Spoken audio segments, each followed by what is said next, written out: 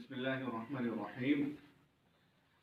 आज के इस लेक्चर का जो मौजू मैंने तय किया है, मुंतखब किया है, वो है सुलह हुदैबिया और उसकी असरी मानवियत। हम बात इस सिलसिले में करेंगे कि सुलह हुदैबिया का वाक़या किन हालात में पेश आया और उसके मुस्बत असरात इस्लामी दुनिया पर क्या रूनमा हुए और आज के ज़माने में उसकी क्या मानवियत है और हम उससे किस तरह फ़ायदा हासिल कर सकते हैं और किस तरह उसको अपने लिए नमूना बना सकते हैं।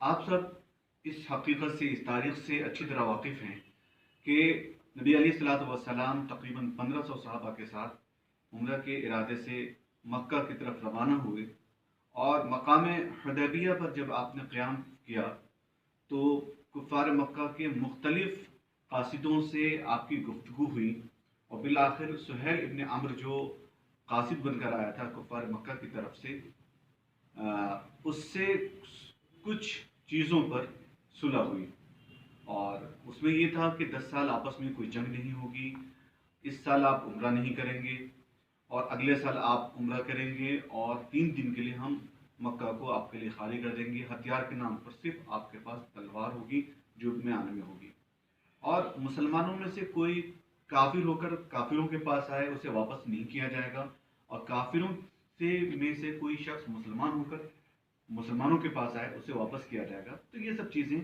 उस सुलह में तय पाई। हालांकि सुलह की जो तीसरी शीख है जिसका तस्करा मैंने अभी किया कि मुसलमान में से कोई शख्स काफिर होकर आता है वो वापस नहीं किया जाएगा और काफिर में से कोई मुसलमान होकर आता है उसको वापस किया जाएगा। इस तीसरी शर्त पे मुसलमानों को बड़ी नागवारी हुई और उनका हौसला काफ़ी पस्त हुआ, उनमें नाराज़गी पैदा हुई। लेकिन नबी करीम सल्लल्लाहु अलैहि वसल्लम दुरअंदेश थे और ये जानते थे कि उस सुलह के मुस्बत असरात क्या पड़ने वाले हैं और क्या इनकलाब बर्पा होने वाला है। चुनांचे नबी करीम सल्लल्लाहु अलैहि वसल्लम ने सहाबा की मायूसी को ख़त्म किया और उन्हें फ़तह मुबीन की बशारत दी, जिसके बारे में इत्तला हज़रत जिब्रील अलैहिस्सलाम के ज़रिए से अल्लाह तबारक व तआला ने नबी अलैहिस्सलाम को दी थी, इन्ना फ़तहना लका फ़तहम मुबीना के ज़रिए से।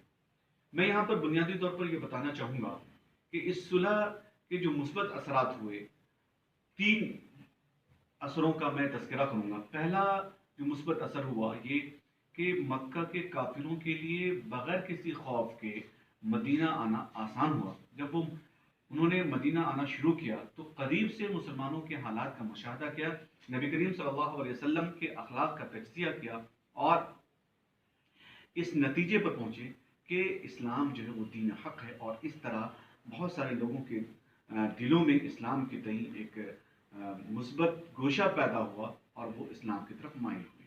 ये सुलह हुदैबिया का असर था। दूसरा असर ये हुआ कि नबी करीम सल्लल्लाहु अलैहि वसल्लम को अब तक ये मौका नहीं मिल पाया था कि दूसरे ममालिक की तरफ आप तवज्जो करें और इस्लाम का जो पैगाम है उन तक पहुँचाएँ।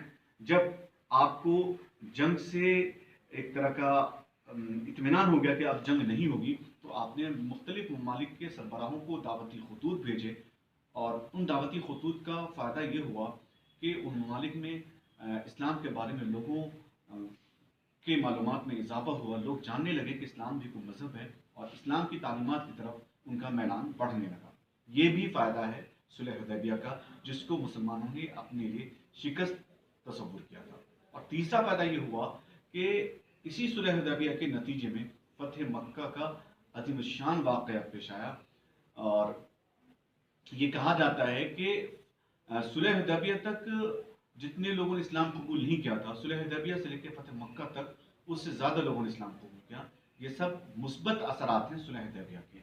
अब हम अगर बात करें कि सुलह हुदैबिया की असली मानवियत क्या है, मौजूदा ज़माने में हम इससे किस तरह इस्तेफ़ादा कर सकते हैं, तो साफ और वाज़ेह लफ्ज़ों में हमें ये समझना चाहिए कि अगर कभी हमें अमन व अमान कायम करने के लिए, माहौल को पुरअमन बनाने के लिए, अपने लिए माहौल को साजगार बनाने के लिए झुकने की ज़रूरत पेश आए तो हमें झुकना चाहिए। झुकने का मतलब कतई ये नहीं है कि हम अपने सर को उनके सामने खम कर दें, बल्कि हम मसलहतन खामोशी अख्तियार करें, हिकमत अख्तियार करें और माहौल को पुरअमन बनाने की कोशिश करें।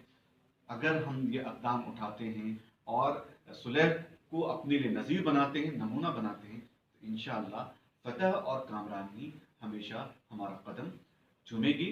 اللہ رب العزت جو ہم سب کو اس بات کی توفیق دے کہ ہم سیرت علیہ الصلوۃ والسلام کے ایک ایک گوشے کو اپنے لیے نمونہ بنائیں۔ شکریہ۔